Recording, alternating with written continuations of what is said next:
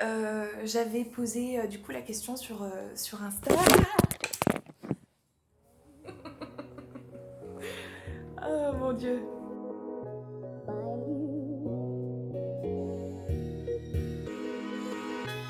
Alors, il y a, je pense, un peu plus de 2 mois, j'avais posé une question sur Instagram sur justement vos problèmes avec l'organisation. Et parce que j'étais très motivée et absolument persuadée du bien fondé en fait de ce genre de vidéo. Et du coup j'avais quand même collecté plusieurs problématiques et plusieurs thématiques par rapport à l'organisation et qui me paraissent même encore aujourd'hui intéressantes et importantes. Entre temps, il y a eu plusieurs choses qui se sont passées, dont quand même une prise de conscience sur un surmenage slash burn-out. Et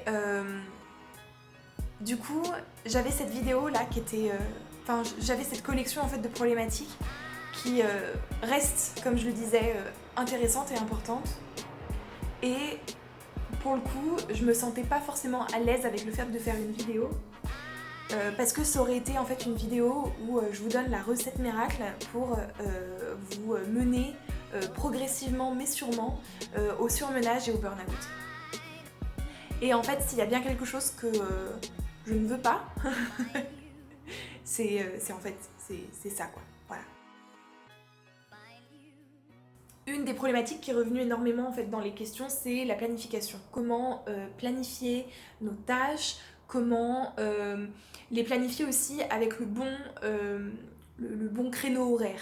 Voilà. En gros, savoir si on va avoir besoin d'une heure ou si on va avoir besoin de 2 semaines. Pour ça, moi, la seule chose que je vois en fait derrière, c'est l'expérience. Vous pouvez pas concrètement, si vous commencez une nouvelle tâche, ça va être une tâche que vous n'avez jamais faite avant, ça va être très compliqué en fait de savoir exactement combien de temps il vous faut pour faire cette tâche. Voilà, donc là peut-être que du coup le conseil ça serait de demander à quelqu'un par exemple, même si on n'a pas exactement, on prend pas exactement les mêmes temps, mais par exemple changer un pneu de voiture, ça se compte en minutes ou heures par exemple, alors que écrire un rapport c'est peut-être quand même sur plusieurs jours, voilà par exemple. Donc ça c'est pour les tâches nouvelles, mais en règle générale on fait toujours des tâches qui sont un peu redondantes dans notre vie, voilà. Style, je prenais l'exemple du rapport, généralement un rapport donc que ça soit alors si c'est un petit rapport de 3 pages, on est bien d'accord que c'est pas pareil qu'un rapport de 20 ou 30 ou un dossier ou un mémoire ou une thèse, mais concrètement ça se compte plutôt en semaines et c'est des choses généralement que vous avez dû faire dans votre scolarité par exemple, et du coup vous avez une idée du temps qu'il vous faut. Donc vraiment posez-vous cette question-là. Est-ce que je l'ai déjà fait avant et combien de temps en fait il m'a fallu pour le faire? Il vaut mieux surestimer le temps que le sous-estimer. Parce que sous-estimer un temps, ça veut dire qu'on va se mettre une sorte de deadline, ça va engendrer une pression, et si on n'est pas capable de remplir les délais, même si c'est des délais fictifs entre guillemets, même si c'est juste nous qui nous posons ce délai-là, ça reste quand même qu'il va falloir dealer en fait avec cette deadline que du coup on va soit repousser, soit on va se surmener pour arriver à la deadline. Donc les deadlines c'est bien, mais il faut qu'elles soient bien posées en fait. Voilà, donc pour ça, il faut regarder combien de temps vous avez mis pour faire cette tâche auparavant et être aussi honnête, c'est-à-dire ne pas se dire la dernière fois j'ai mis 2 semaines pour écrire mon rapport mais j'étais pas très concentrée, du coup c'est bon en 2 jours c'est fait. Voilà, ça, ce genre de pensée là, il vaut mieux les enlever et se dire ok bah, j'ai besoin de 2 semaines. Par rapport au challenge, ça, bon, c'est vraiment très personnel. Je suis quelqu'un quand même qui fonctionne pas mal au challenge et du coup, je me mets parfois des deadlines un peu plus courtes que ce qui serait raisonnable entre guillemets de faire. Ça peut être, je pense que c'est toute proportion gardée, c'est-à-dire déjà il faut regarder dans quel contexte on se pose ça, c'est-à-dire que si on est dans un contexte où c'est bon, le champ est libre, l'horizon est libre pour ce genre de choses, pour être un peu speed et tout, ça peut être une solution aussi pour rentrer, en fait moi généralement le challenge ça va me faire rentrer en fait dans une productivité quand même un minimum, sauf que en fait si le challenge je le mets alors que déjà autour il y a un brouhaha monstre et que j'ai déjà une to-do list de 20 pieds de long, ça va juste être stressant, ça va être du coup moi ça va me mener personnellement au surmenage et comme je le disais ensuite il va falloir dealer avec cette deadline en fait qu'on ne va pas pouvoir respecter ou qu'on va devoir du coup se mettre dans le rouge en fait pour respecter cette deadline. Donc le challenge, je dirais que c'est un outil qui peut être intéressant, notamment quand on est parfois peut-être dans des périodes un peu de bore-out, c'est-à-dire que bon, c'est plutôt calme, bon, voilà. Un exemple qui me vient en tête, vous prenez pas de vacances au mois d'août, voilà, vous êtes parti en juillet ou peu importe, vous êtes au bureau au mois d'août. Ça peut être, donc c'est plutôt calme généralement le mois d'août, hein, pas partout mais c'est plutôt calme. Ça peut être par exemple une période pour se donner des petits challenges, alors que ça soit au travail, mais enfin peut-être pas au travail, mais même dans votre vie perso quoi. Typiquement, par exemple les entités week, par exemple, c'est des choses c'est des challenges que je me donne dans des périodes en fait où je sens que bah, j'ai besoin d'être un peu stimulée autrement.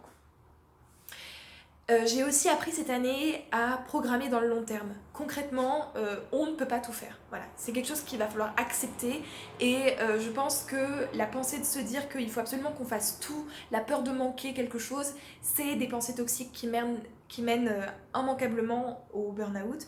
Donc il faut vraiment se dire qu'on ne peut pas tout faire, en même temps en tout cas, et qu'on le fera plus tard. Typiquement cette année, j'ai organisé Woman Up et une colo le même mois. Ce qui est complètement... Enfin, ce qui était complètement stupide. Voilà, c'était vraiment stupide. De penser en fait que j'allais pouvoir gérer l'organisation d'une conférence et l'organisation d'une colo. Je pense à la colo. Le feeling que j'ai eu derrière, il était vraiment pas bon. J'ai eu une impression de bâclé, de mauvaise expérience. Et ça, c'est vraiment une expérience que je ne veux pas reproduire. Et honnêtement, j'aurais pu du coup l'éviter, ça, en regardant en fait sur le long terme. C'est-à-dire que quand j'ai dit oui pour faire cette colo, parce qu'il se trouve que j'ai dit oui à la colo après après de m'être engagée en fait sur Woman Up, j'aurais très bien pu voir en fait que ça allait juste pas coller et du coup dire non. Le deuxième gros thème qui revient sans arrêt, notamment quand on parle d'organisation et pas forcément dans le questionnaire mais en règle générale, c'est la procrastination. J'ai beaucoup travaillé sur la procrastination, notamment en début d'année dernière, donc en septembre et plutôt en octobre-novembre. Parce que notamment, alors moi généralement, je sais que je suis pas la seule, hein, je procrastine énormément sur tout ce qui est les tâches administratives. Bon ça, je pense que je suis vraiment pas la seule à faire ça. Bon, je pense que c'est complètement normal en fait de procrastiner là-dessus parce que c'est des choses qui sont pas satisfaisantes, qui sont... Alors c'est pas dur à faire, mais ça demande du temps, c'est chronophage. Et puis quand on est face à des administrations un peu... pas souples quoi, ce qui était un peu mon cas sur cette période-là, il y a des choses qui se rajoutent, des choses ridicules à faire, des formulaires à refaire, machin, etc. Donc c'est vrai qu'on a tendance à procrastiner énormément dans ce genre de cas et du coup c'est difficile en fait de se mettre en route.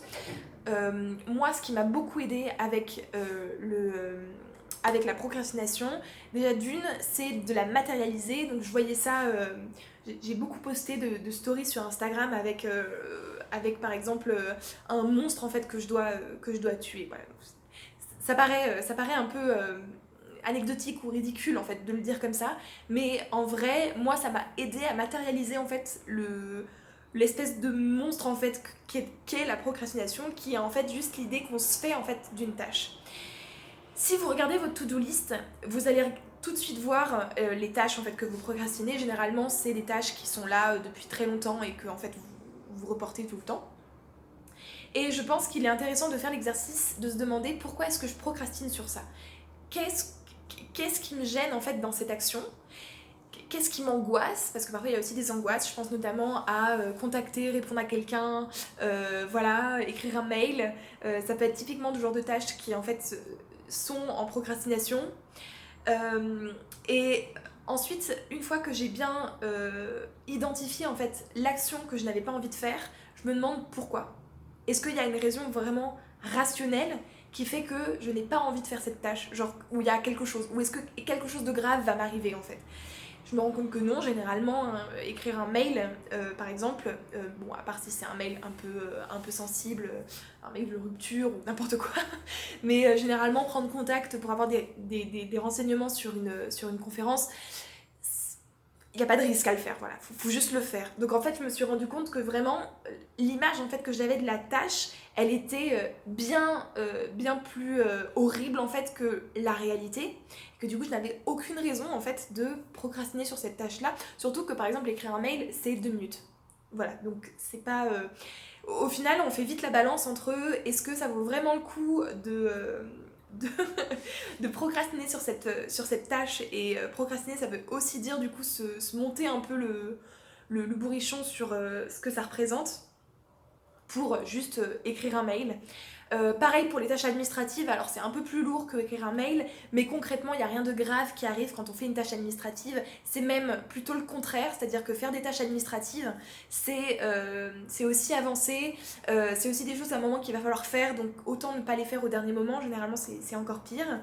Euh, voilà, donc en fait j'ai beaucoup travaillé sur la procrastination avec l'analyse, l'auto-analyse en fait de la tâche et de pourquoi est-ce que j'avais un souci avec cette tâche-là pour enfin me rendre compte que ok, il n'y a pas de raison, donc je le fais maintenant et c'est fait. J'utilise aussi beaucoup la règle des 5 minutes, donc en gros si une tâche est faisable en 5 minutes, je le fais maintenant et pas plus tard. Et pour finir, il y a des tâches que je procrastine, ou alors c'est même pas que je procrastine, mais je vais avoir un peu de mal à démarrer. C'est généralement, et ça c'est pareil, je travaille dessus actuellement, c'est souvent vraiment la mise en route. Donc c'est vraiment les 5 premières minutes de la tâche qui vont être un peu dures parce qu'il faut le temps de se remettre dedans, d'ouvrir le dossier, de savoir où est-ce qu'on en est, ah oui, qu'est-ce qu'on avait dit la dernière fois, etc. Et une fois que tout est ouvert et qu'on s'est mis en route, ça roule quoi. Comment faire les choses à l'avance ou progressivement ou au fur et à mesure et pas du coup s'y prendre tout le temps à la dernière minute. Alors ça, pour le coup, en fait, on a tendance à penser que faire les choses à la dernière minute, c'est forcément mauvais. Alors, dans les faits, enfin, dans la pratique en tout cas, c'est vrai que faire quelque chose à la dernière minute, c'est souvent synonyme, ou en tout cas ça va amener à quelque chose de pas forcément de très bonne qualité, de pas très bien préparé, certainement avec des erreurs, etc. Donc ça sera généralement pas quelque chose de parfait. Ça peut être possible de faire quelque chose de très bien à la dernière minute, il faut pas non plus tomber dans, dans l'espèce d'idée reçue que si c'est fait rapidement, c'est pas bien fait. Mais la plupart du temps, c'est vrai que c'est pas quelque chose qui va amener à un travail de haute qualité. Cependant, ce que je pense par rapport à ça, c'est qu'on ne peut pas être en haute qualité tout le temps. Parce que souvent, enfin en tout cas moi c'est le cas par exemple dans ma vie de tous les jours, que ce soit dans mon travail, dans mes activités d'ailleurs extra pro ou des choses comme ça, j'ai beaucoup de tâches à faire. Il y a des tâches qui demandent plus de priorité que d'autres parce que bah ok, là c'est important pour moi, donc je vais le faire correctement et à l'avance et au fur et à mesure. Et puis il y a d'autres tâches où je vais juste pas avoir le temps. Voilà. Parce que non, je ne veux pas sacrifier mes temps de repos, voilà, l'importance des temps de repos. Bref, donc du coup on va se retrouver parfois à avoir des tâches qu'on doit faire à la dernière minute parce que on n'a pas eu le temps de les faire avant et aussi parce qu'on a jugé, et c'est là que c'est important en fait, parce qu'on a jugé que ces tâches en fait ne nécessitaient pas un travail important en fait, voilà. Et je pense que du coup, cette histoire de travailler la dernière minute ou pas, elle réside vraiment dans l'idée de savoir qu'est-ce qui est important, qu'est-ce qui est prioritaire en fait dans notre tâche, et le reste, et bah ok, bah on le fera quand on pourra, et si c'est à la dernière minute, c'est à la dernière minute. Personnellement, pour donner quand même un exemple personnel, je me suis débloquée il y a déjà un petit moment maintenant sur les présentations d'équipe, les réunions d'équipe où je dois par exemple présenter mes résultats. Et autant il y a des présentations par exemple qui vont être plus importantes. Je pense notamment à une présentation pour une conférence ou une présentation un peu devant tout mon département par exemple. Où là, je vais du coup préparer un peu plus, je vais fignoler mon PowerPoint, je vais répéter mon speech en fait plusieurs fois parce que j'estime en fait que c'est important que ma communication soit bien et que j'ai travaillé en fait sur ça en amont. Par contre, présenter mes résultats à mon équipe, donc qui est en fait des personnes que je vois tous les jours, avec qui je discute tous les jours, et qui du coup en fait ont vraiment une interaction avec moi, et que si jamais il y a besoin de continuer la discussion, on peut, il n'y a pas de souci. Là pour le coup, en fait, je ne prépare pas mes présentations. Je vais le faire à la dernière minute. Je vais prendre un ancien PowerPoint, je vais mettre mes résultats comme ça en vrac, je vais vite fait faire un plan si j'ai des choses nouvelles à dire, et c'est tout. Voilà. Et bien sûr que la présentation n'est pas parfaite, bien sûr que même dans les graphes que je montre ou dans les résultats que je montre, il peut y avoir des erreurs, des unités qui sont pas bien mises, enfin peu importe. Mais en fait, moi j'estime, alors autant je peux avoir des réflexions, je sais que ma maître de thèse par exemple, elle déteste ça.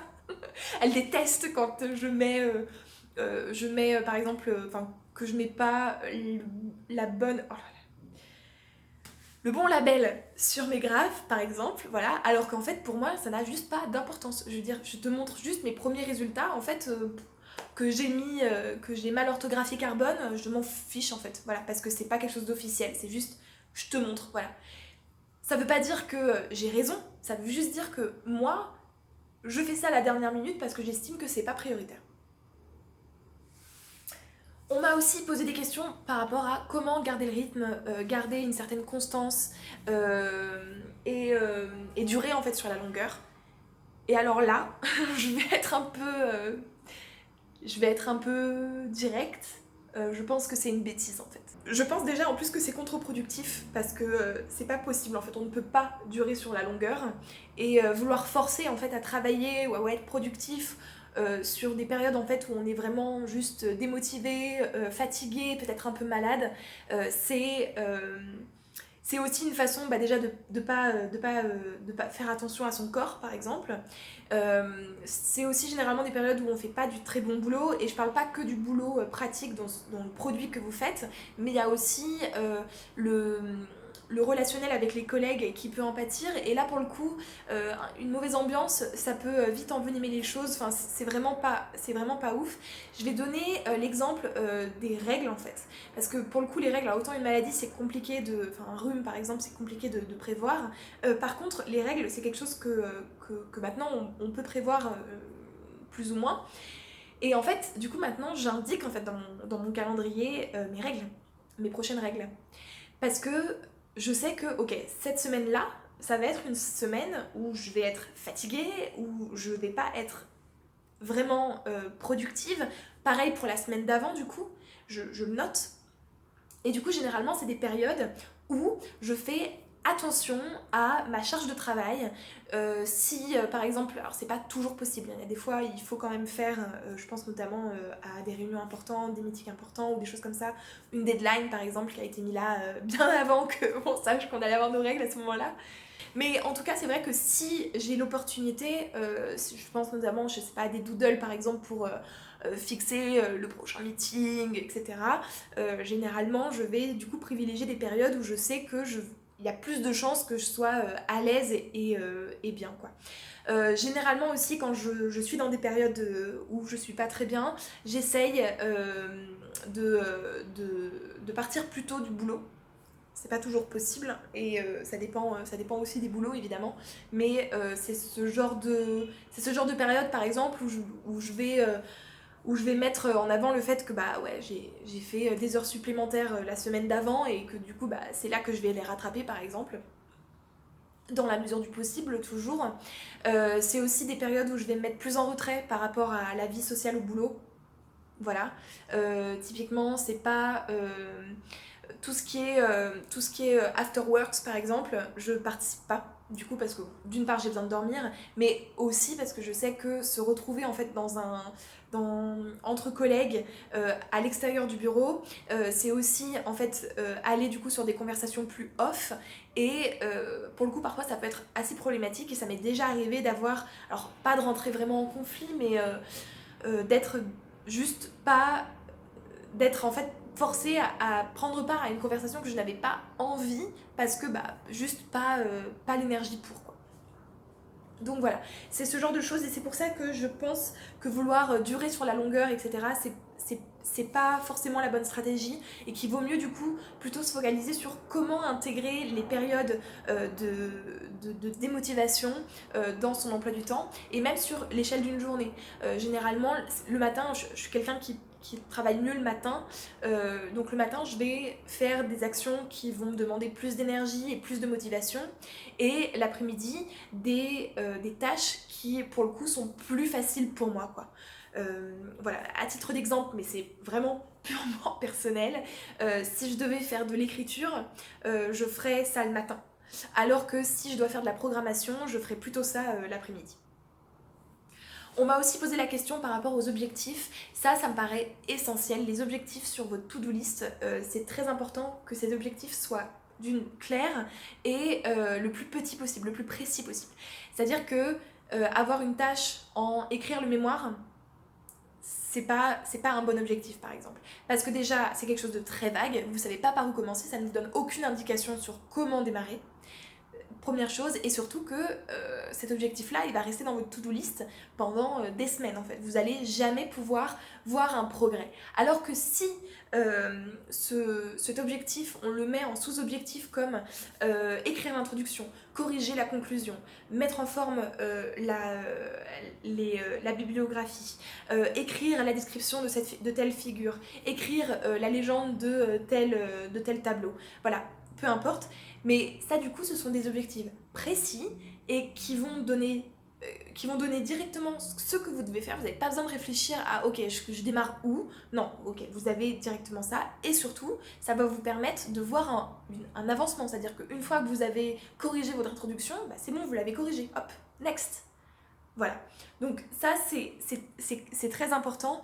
Là, je pense à l'écriture d'un mémoire, mais on peut aussi, c'est aussi le rôle, un bon coordinateur, un bon référent, il est normalement capable, ou elle est capable, de vous donner, de vous aider en fait, de vous aiguiller en fait sur ces objectifs-là. En tout cas au début. Ensuite, moi honnêtement, je conseillerais à toute personne en fait d'apprendre à faire ce travail-là, de d'épiotage entre guillemets les objectifs, parce que on y gagne clairement en indépendance aussi dans le travail, et voilà, c'est plus simple. Mais moi par exemple, je discute beaucoup de ça avec ma maître de thèse. Donc voilà, je vais commencer par là, après je vais faire ça, après je vais faire ça. Et faut aussi voir que généralement vos coordinateurs, vos référentes, c'est des personnes qui ont quand même plus d'expérience que vous la plupart du temps. Et donc peut-être qu'elles peuvent aussi vous aiguiller en vous disant oula, attends. Moi par exemple, de mon expérience, il vaut mieux démarrer par faire ça et ensuite faire ça. Et là, je pense que tu vas pas dans la bonne direction. Voilà. Donc je pense qu'on a tendance à penser que l'organisation est cette histoire d'objectifs et un peu de to-do list, c'est un peu un truc déjà c'est un truc féminin, voilà, déjà, et que c'est un peu de second plan, mais en fait c'est extrêmement important d'avoir un plan de travail et un plan d'action détaillé, si on veut en tout cas avancer et être efficace quoi dans ce qu'on fait, même dans notre travail à nous, quoi, l'histoire de pas, enfin moi personnellement j'aime pas rester des heures sur une même tâche, quoi, j'aime bien que ça avance. Donc voilà, et en fait c'est un sujet, et donc ça serait vraiment bien en fait qu'on parle plus de ce genre de choses au sein des entreprises, dans les groupes de travail, tels qu'ils soient extra-professionnels ou professionnels. Pour finir, je vais aller sur du coup les outils que j'utilise pour mon organisation personnelle. Bon, moi je suis assez classique, j'ai un agenda papier. Alors je sais qu'il y a beaucoup de personnes qui comprennent pas l'agenda de papier, notamment parce qu'ils utilisent l'agenda électronique. Je comprends totalement les avantages de l'agenda électronique, notamment le fait d'avoir votre agenda de partout avec vous, dans la mesure où vous avez un accès à votre téléphone ou à votre ordinateur. Ça, c'est vrai que c'est quelque chose qui est pas très pratique avec un agenda de papier, et je vais pas le nier, quoi. Cela dit, moi je suis quelqu'un de très porté en fait sur l'écriture et sur les mains. En fait, j'ai besoin de manipuler pour pour me rendre compte.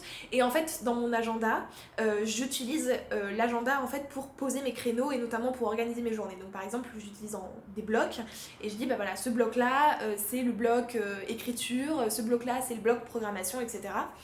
Et le fait de le tracer et surtout de les positionner, alors même si je dois gommer, etc., je l'accorde, c'est pas très pratique. C'est plus facile pour moi de le faire sur le papier que sur un ordinateur. Je me rends moins compte en fait sur un ordinateur de la taille de la journée, du temps que j'ai, etc. Enfin, c'est beaucoup. J'ai une meilleure appréhension en fait sur le papier. Donc voilà. J'en ai déjà parlé, notamment dans une vidéo favori de juillet dernier, je vous la mets dans le i.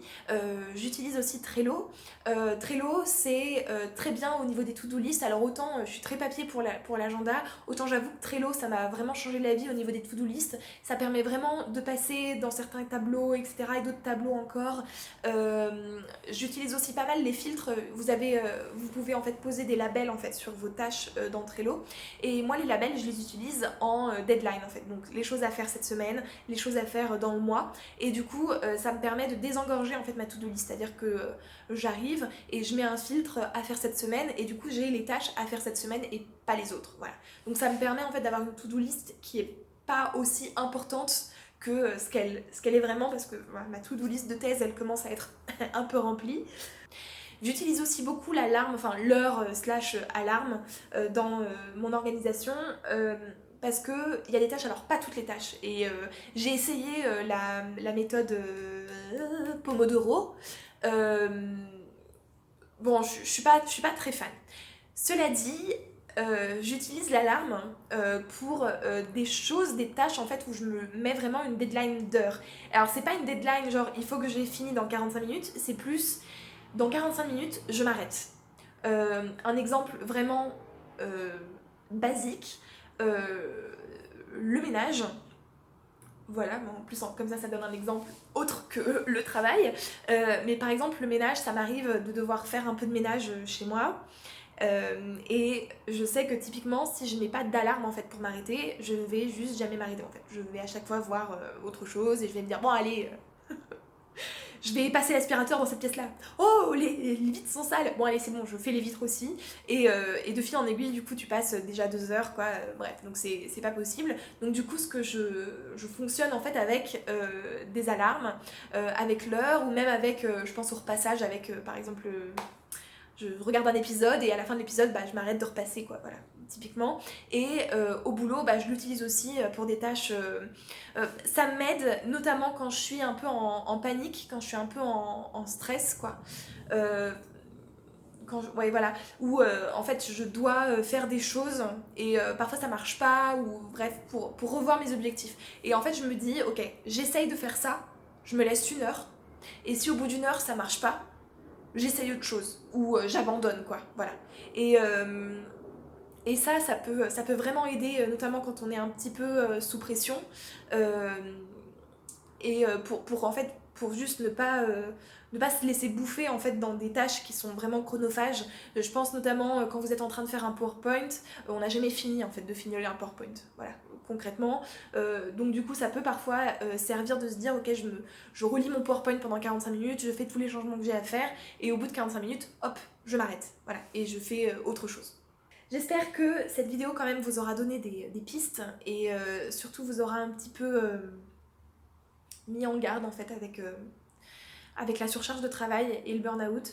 C'est vraiment important de prendre soin de soi, de prendre soin de ce qui est important pour nous. Et quand je dis des choses importantes pour nous, je pense à des choses très simples, mais comme le sommeil, manger, ses relations, la relation avec son chat, la relation avec son conjoint, sa conjointe, avec sa famille, avec ses amis, enfin peu importe, tout ce qui est important pour vous et qui est pas... je parle même pas genre c'est important de lire des livres féministes ou quoi, c'est même pas ça, c'est vraiment les choses basiques de la vie en fait. Et moi honnêtement c'est ce sur quoi j'ai merdé complet cette année. Et alors je regrette pas parce que je suis pas quelqu'un qui regrette en soi, je me sens pas coupable non plus, c'est pas ce sentiment là que j'ai, mais c'est plus un sentiment, enfin, j'ai vraiment le sentiment d'avoir merdé, d'avoir mis en danger en fait des choses qui sont importantes pour moi Et autant je suis vraiment pleine de gratitude sur le fait que les personnes ont quand même, m'ont quand même entourée, bon, parce qu'en ce qui me concerne c'est surtout des relations avec les personnes. Je suis ça m'a aussi donné en backlash, enfin, c'est pas vraiment un backlash du coup, mais ça m'a aussi donné beaucoup de gratitude parce que je me suis rendu compte que en fait j'étais importante pour des personnes à tel point que même dans des situations de gros stress, de grosse surcharge, et les personnes en fait continuaient à être derrière moi et à me dire, même en me disant relax, arrête, pose-toi, repose-toi, continuer quand même à être derrière moi et à me soutenir. Donc ça, pour ça, j'ai une gratitude profonde en fait pour ces personnes-là. Mais n'empêche que ça enlève pas ce sentiment que j'ai, ce sentiment en fait d'avoir juste merdé. Et voilà, et je le souhaite juste à personne. Donc vraiment, faites attention. Organisez-vous bien pour vous permettre d'être aussi épanoui en fait dans ce que vous faites et aussi d'être efficace à votre échelle et passer le moins de temps possible sur des tâches qui sont un peu moins satisfaisantes et d'avoir du coup plus de temps pour faire des choses qui sont plus stimulantes. Mais n'en oubliez pas l'essentiel. Voilà. Je vais m'arrêter là avant de chialer et je vous dis à très vite pour la prochaine vidéo. Ciao!